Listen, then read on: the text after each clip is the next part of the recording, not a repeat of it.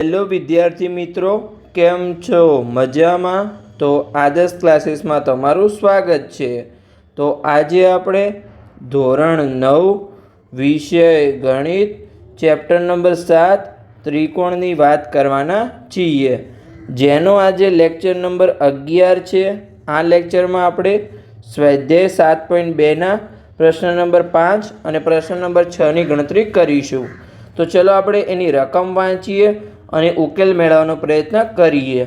તો પ્રશ્ન નંબર 5 એમાં આપણને શું આપેલું છે કે એબીસી અને ડીબીસી એ સમાન પાયા પર આવેલા બે સમદ્વિબાજુ ત્રિકોણ છે. એટલે કે અહીંયા તમને દેખાય છે ઉપરની સાઈડ એબીસી ત્રિકોણ આપેલો છે અને નીચેની સાઈડ આપણો ડીબીસી ત્રિકોણ છે. બંને જે સમાન પાયા બીસી પર આવેલા છે અને કેવા છે તમને આખા લાઈન તમારે ખાસ ધ્યાન રાખવાની છે કે સમદ્વિબાજુ ત્રિકોણ છે. બંને જે બે ત્રિકોણ છે એ સમદ્વિબાજુ ત્રિકોણ છે. તો અહીંયા જે ઉપરનો ત્રિકોણ છે એબીસી, એમાં એબી અને એસી બાજુ સમાન છે અને નીચેનો ડીબીસી ત્રિકોણ છે એમાં બીડી અને સીડી બાજુ સમાન છે. સમજણ પડે કે આવો આપણો બંને સમદ્વિબાજુ ત્રિકોણ છે જે એક જ પાયા બીસી પર આવેલા છે.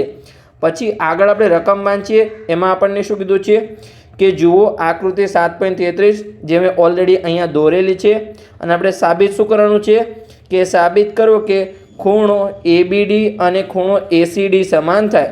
તો એબીડી ક્યાં છે? ખૂણો એબીડી, જે આ આપણો ખૂણો છે આખો ખૂણો એબીડી અને આ સાઈડ જે ખૂણો છે સામેની સાઈડ એસીડી, આ ખૂણો જે આપણે અહીંયા બ્લેક પેનથી દર્શાવ્યું છે એ બંને જે સામસામેના ખૂણા છે એને આપણે અહીંયા સમાન સાબિત કરવાના છે.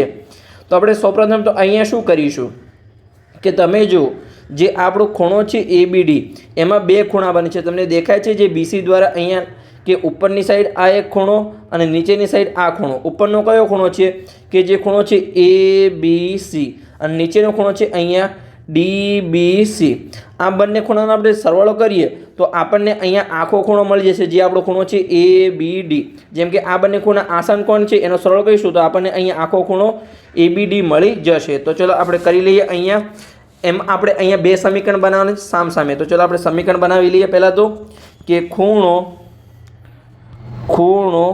એબીસી અને ખૂણો ડીબીસી આસન્ન કોણ છે. આસન્ન કોણ છે. તો એ બંને ખૂણોનો સરવાળો કરીશું તો આપણને જે આખો ખૂણો હશે એ અહીંયા મળી જશે.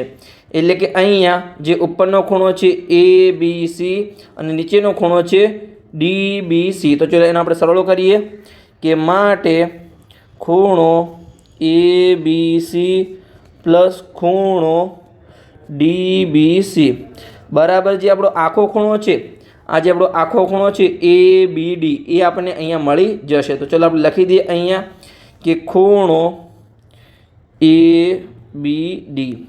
આને આપણે સમીકરણ નંબર 1 નામ આપી દઈએ. હવે આપણે આગળ વધીએ. જેમ આ સાઈડ બે આસનકોણ બન્યા એવી જ રીતે પેલી સાઈડ પણ આપણા બે આસનકોણ બનશે. જે આપણો ખૂણો એસીડી છે એમાં પણ બે ખૂણા છે. જે ઉપરની સાઈડ એક ખૂણો છે અહીંયા એસીબી અને બીજો ખૂણો છે અહીંયા ડીસીબી. તો આ બંને ખૂણાનો સરવાળો કરીશું તો જે આપણને આખો ખૂણો છે અહીંયા જે આ ખૂણો છે એસીડી એ આપણને મળી જશે. તો ચાલો આપણે લખી દઈએ અહીંયા કે આપણને જે એ બંને ખૂણાનો સરવાળો કરીશું તો આપણને અહીંયા આખો ખૂણો મળી જશે. તો અહીંયા આપણે લખી દઈએ કે ખૂણો એસીબી અને ડીસીબી એ બંને કેવા છે? આસન કોણ છે. તો ચલો આપણે લખી દઈએ અહીંયા કે અહીંયા ખૂણો એસીબી અને ખૂણો ડીસીબી આસન્ન કોણ છે. આસન્ન કોણ છે. તો એ બંનેનો સરવાળો કરીશું તો આપણને આખો ખૂણો મળી જશે. એટલે કે માટે ખૂણો એસીબી પ્લસ ખૂણો ડીસીબી બરાબર જે આખો ખૂણો છે ખૂણો એસીડી આપણને મળી જશે. તો અહીંયા આપણે લખી દઈએ કે ખૂણો એસીડી. આને આપણે શું કરીશું? સમીકરણ નંબર 2 નામ આપીશું. ઓકે, તો અહીંયા આપણને બે સમીકરણ મળી ગયા. હવે જો જે આપણું ઉપરનું ત્રિકોણ છે, જે આપણું ત્રિકોણ તમને દેખાય છે કે ત્રિકોણ ABC, એમાં આપણને શું આપેલું છે રકમમાં કે સમબાજુ ત્રિકોણ છે. ઉપરનો ત્રિકોણ અને નીચેનો ત્રિકોણ બંને સમદ્વિબાજુ ત્રિકોણ છે. એટલે કે અહીંયા AB અને AC સમાન છે. તો આપણે પ્રમેય 7.2માં શીખ્યા હતા કે સમાન બાજુઓ હોય તો એના સામેના ખૂણા પણ સમાન થાય. તો જેમ કે અહીંયા આપણી જે બાજુ છે AB બાજુ, તો એના સામેનો ખૂણો કયો થશે? આ આપણો જે અડધો ખૂણો છે એ એના સામેનો ખૂણો થશે કયા ત્રિકોણમાં? જે ઉપરનો ત્રિકોણ છે આપણો ત્રિકોણ ABCમાં. આપણે ખાલી આટલા ત્રિકોણની વાત કરી રહ્યા છીએ. તો એ સામેનો ખૂણો થશે. પછી જે આપણું AC છે એના સામેનો ખૂણો આ થશે, જે તમને દેખાય છે અહીંયા. તો જો ABના સામેનો ખૂણો કયો છે? ACB, અને ACના સામેનો ખૂણો છે ABC. તો આપણે એ બંને ખૂણા કેવા થશે? સમાન થશે. એમ કે આપણે પ્રમેય 7.2માં શીખ્યા હતા કે સમાન બાજુઓના સામેના ખૂણા પણ અહીંયા સમાન થાય. તો ચલો આપણે લખી દઈએ અહીંયા કે ત્રિકોણ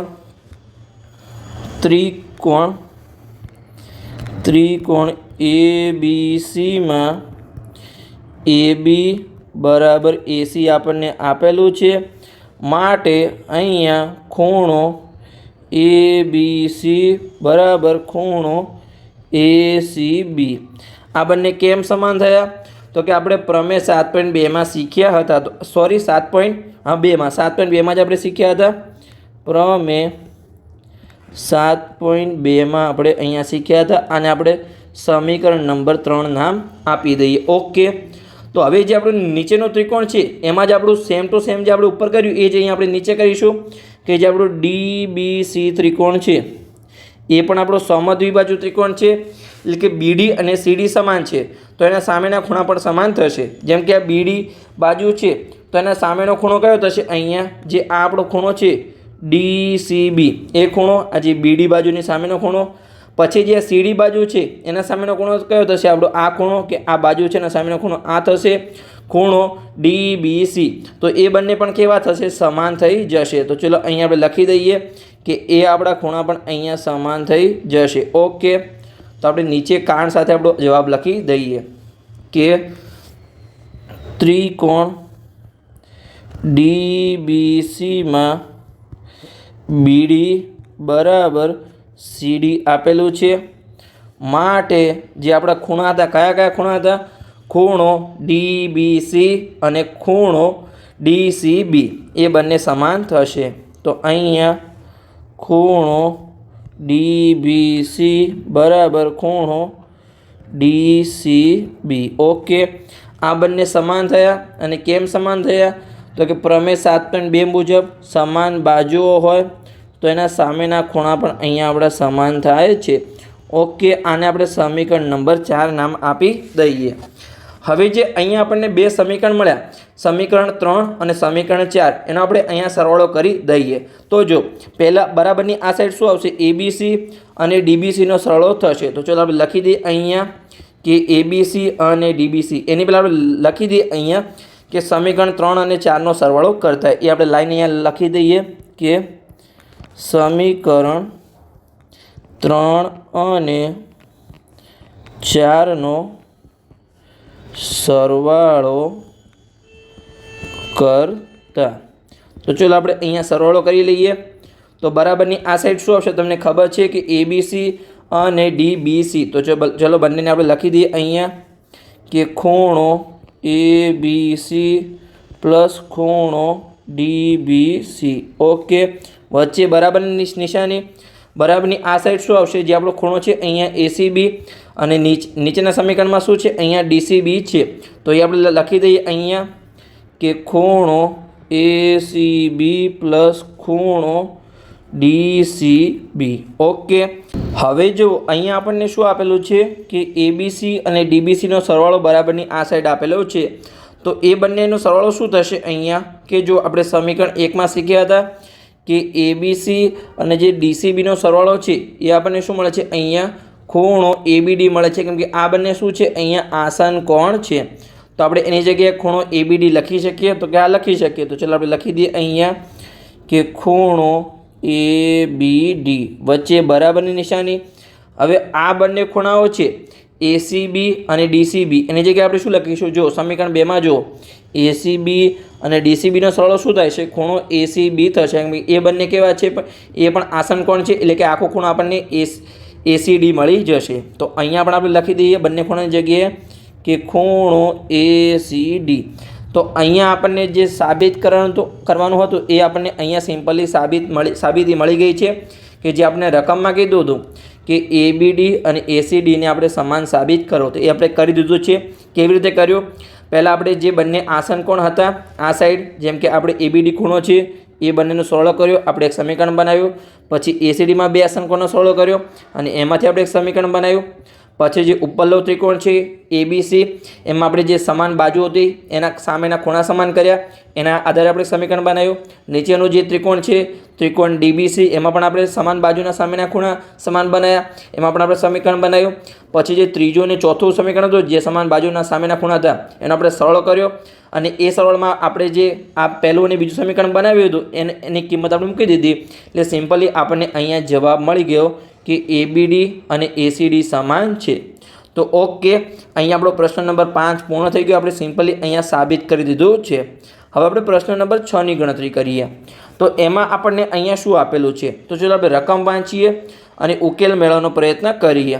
તો અહીંયા પ્રશ્ન નંબર 6 એને રકમ વાંચીએ કે જેમાં એબી બરાબર એસી આપેલું છે. તો ક્યાં છે એબી? આ રહ્યું એબી, અને આ આપણને એસી બરાબર આપેલું હોય તેવો સમદ્વિબાજુ ત્રિકોણ એબીસી છે. એટલે કે આ કેવો ત્રિકોણ છે? જે એબીસી ત્રિકોણ છે કેવો છે? સમદ્વિબાજુ ત્રિકોણ છે, જેમાં એબી અને એસી સમાન છે.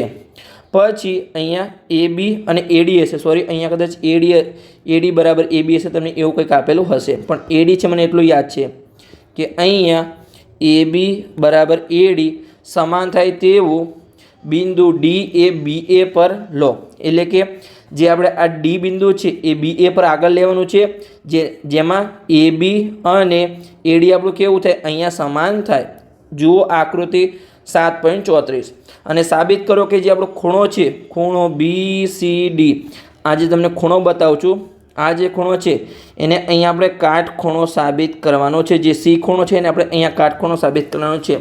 તો કેવી રીતે અહીંયા આપણે સાબિત કરીશું? તો ચલો આપણે લખીએ અહીંયા કે અહીંયા આપણને શું આપેલું છે રકમમાં કે એબી બરાબર એસી આપેલું છે, અને બીજું આપણને અહીંયા શું આપેલું છે કે એબી બરાબર એડી અથવા એડી બરાબર એબી કદાચ તમારી બુકમાં આપેલું છે, પણ બંને સિમ્પલ છે, તમે આગળ પાછળ લખી શકો છો.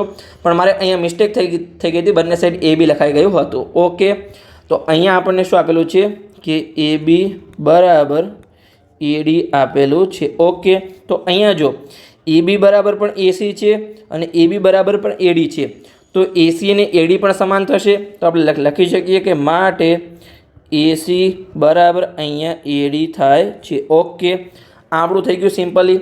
હવે જો જે આપણો આ ત્રિકોણ હતો તમને બતાવું છું કે આપણે સમબાજુ ત્રિકોણ આપેલો હતો એ બી સી, આ આપણને અહીંયા ત્રિકોણ આપેલો હતો.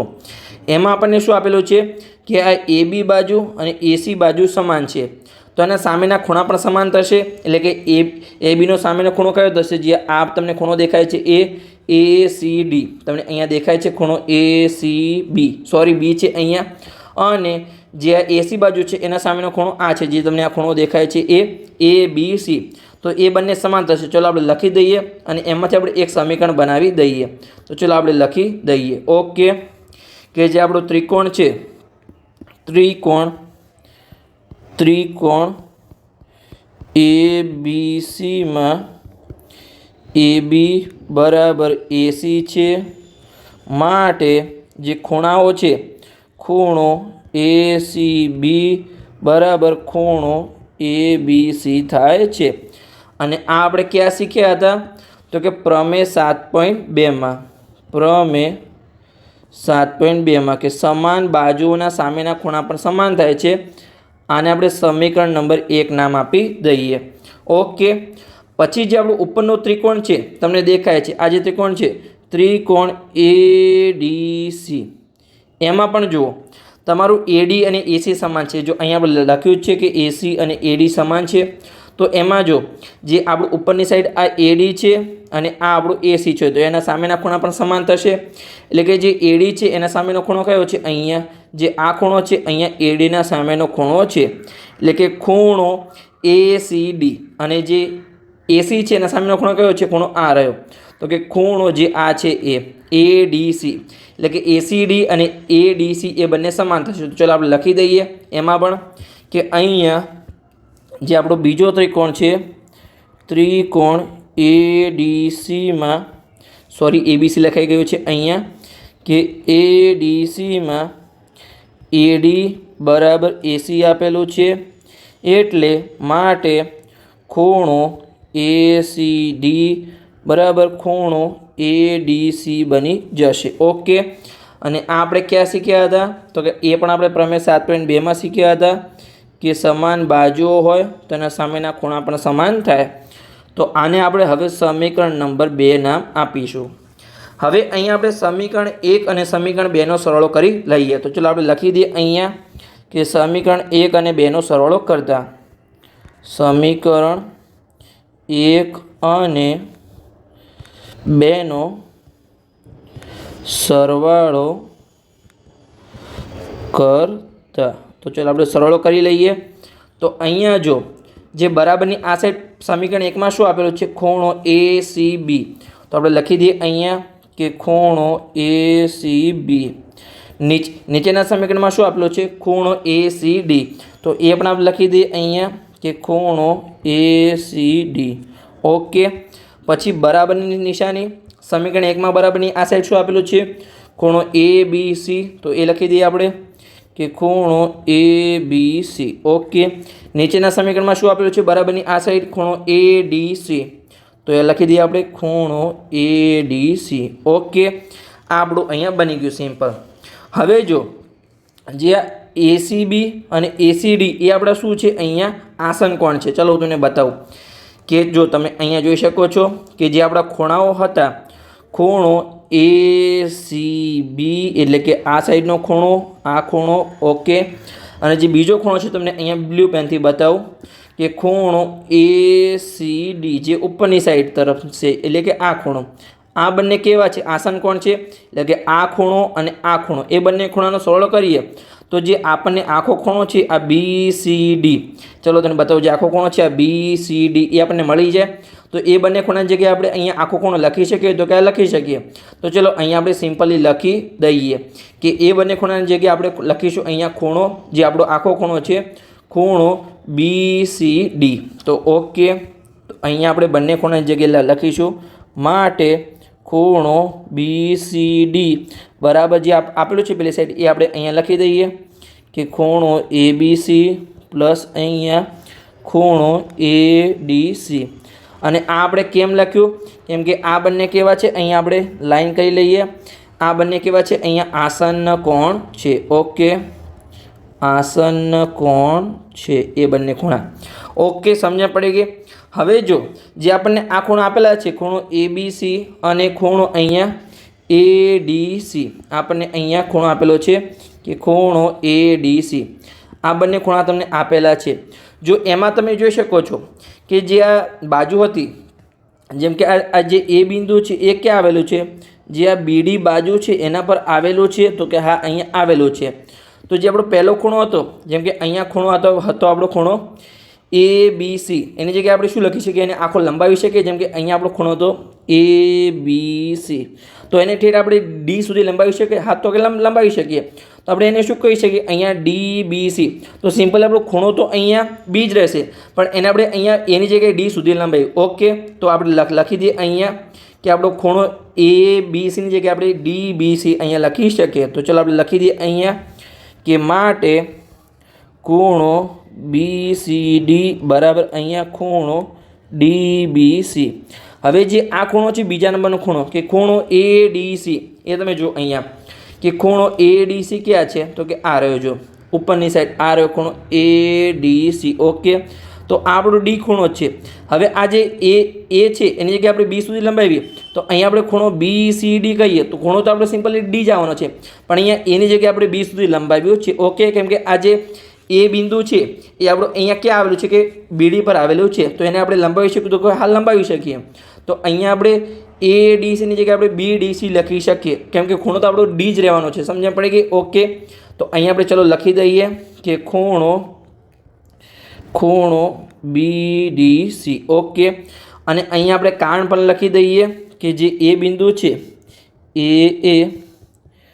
BD પર આવેલ બિંદુ છે,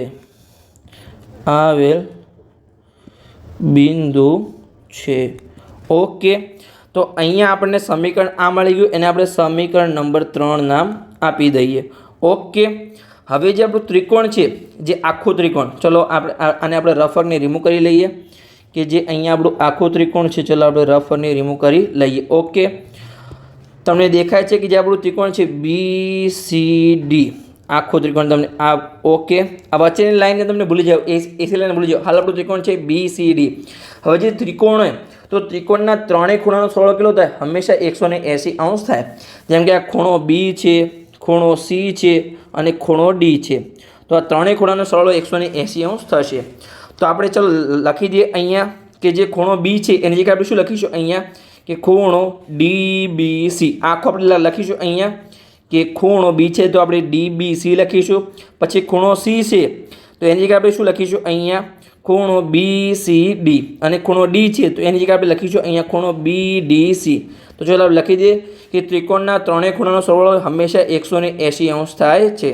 તો અહીંયા લખીશું આપણે કે ત્રિકોણ BCDમાં જે આપણા ત્રણેય ખૂણાઓ છે, ખૂણો B, D અને C, તો એની જગ્યાએ આપણે લખી શકીએ કે પહેલો ખૂણો છે B, તો એની જગ્યાએ શું લખીશું આપણે? અહીંયા આખો ખૂણો DBC. તો ચલો લખી દઈએ આપણે પહેલો ખૂણો કે ખૂણો DBC. પછી બીજો ખૂણો છે અહીંયા આપણો ખૂણો D, તો એની જગ્યાએ આપણે શું લખીશું? અહીંયા ખૂણો BDC. તો લખી દઈએ ઓકે કે ખૂણો BDC. અને ત્રીજો ખૂણો છે જે ખૂણો આપણો C છે, તો ખૂણા C ની જગ્યાએ આપણે શું લખીશું? અહીંયા ખૂણો BCD. તો ઓકે, ચલો લખી દઈએ હવે આપણે ખૂણો C. તો કે અહીંયા ખૂણો BCD. આ ત્રણેય ખૂણાનો સરવાળો કેટલો થશે? હંમેશા 180 અંશ થશે, કેમ કે અહીંયા આપણે ત્રિકોણના ત્રણેય ખૂણાનો સરવાળો કર્યો છે. તો હવે જો જે આપણા જે પહેલા બે ખૂણા છે તમને અહીંયા દેખાય છે, ખૂણો DBC અને ખૂણો BDC. આ બંને ખૂણાનો સરવાળો કેટલો થશે? જો અહીંયા જો તમને અહીંયા આપેલું છે કે ખૂણો DBC અને ખૂણો BDC. આ બંને ખૂણાનો સરવાળો કેટલો થાય? ત્રિકોણ સમીકરણ 3માં આપેલું છે કે BCD થાય છે. તો આ બંને ખૂણાની જગ્યાએ આપણે લખી શકીએ અહીંયા ખૂણો BCD થાય છે. તો ચાલો આપણે લખી દઈએ અહીંયા કે અહીંયા આ બંને જગ્યાએ આપણે લખીશું અહીંયા ખૂણો, કયો ખૂણો આપેલો હતો? ખૂણો BCD. અને આગળ પણ કયો ખૂણો છે સરવાળામાં? ખૂણો BCD છે. તો આપણે ફરીથી લખી દઈએ અહીંયા કે ખૂણો BCD બરાબર અહીંયા 180 અંશ થઈ ગયું. ઓકે. હવે આ જે છે આ કેના પરથી આવ્યું કે આ બંને ખૂણા જે ઉપરના બંને ખૂણા સરવાળો આ કેના પરથી આવ્યું? સમીકરણ 3 પરથી આવ્યો. તો આપણે લખી શકીએ અહીંયા કૌંસમાં કે સમીકરણ 3 પરથી. ઓકે, આપણે લખી દીધું. હવે જો અહીંયા BCD અને BCD બે વાર છે તો આપણે લખી દઈએ અહીંયા કે 2 વખત BCD છે. ઓકે. તો ચાલો આપણે લખી દઈએ કે 2 વખત ખૂણો BCD બરાબર 180 અંશ. હવે જે ખૂણો BCD છે એને આપણે કરતા બનાવીએ. તો અહીંયા જે બે ગુણાકારમાં છે એ પેલી સાઈડ જશે તો ભાગાકારમાં જશે. તો શું બનશે? અહીંયા કે ખૂણો BCD બરાબર 180 અંશ ભાગ્યા અહીંયા 2. તો આન્સર શું મળશે? અહીંયા કે ખૂણો BCD બરાબર અહીંયા 180 ભાગ્યા 2 કેટલા થશે? 90 અંશ થશે. તો આપણને જે ખૂણો BCD જોતો તો કાટખૂણો એ આપણને 90 અંશ મળી ગયો છે. તો સિમ્પલી એ કેવો છે? કાટખૂણો છે. તો અહીંયા આપણે ફાઇનલ આન્સર પણ લખી દઈએ કે આમ ખૂણો BCD એ કાટખૂણો છે. ઓકે. તો જે આપણે જોતું હતું એ સિમ્પલી અહીંયા આપણને મળી ગયું છે. ઓકે, BCD કાટખૂણો છે અને 90 અંશનો છે. જે આપણે અહીંયા પ્રશ્નમાં સાબિત કરવાનું તો જો અહીંયા લખેલું છે કે સાબિત કરો કે BCD કાટખૂણો છે. ઓકે, આપણને આપેલું છે જે આપણું સિમ્પલી અહીંયા સાબિત થઈ ગયું છે. તો બસ અહીંયા આપણો લેક્ચર પૂર્ણ થઈ ગયો. આ લેક્ચરમાં આપણે પ્રશ્ન નંબર 5 અને પ્રશ્ન નંબર 6ની ગણતરી કરી. તો લેક્ચર સારો લાગ્યો હોય તો ચેનલને સબસ્ક્રાઈબ કરજો અને તમારા મિત્રોને વિડીયો શેર કરજો. હવે આપણે આગલા લેક્ચરમાં જે સ્વાધ્યાય 7.2ના 2 દાખલા બાકી છે, એટલે કે દાખલા નંબર 7 અને દાખલા નંબર 8ની ગણતરી કરીશું. તો મળીએ હવે લેક્ચર નંબર 12માં.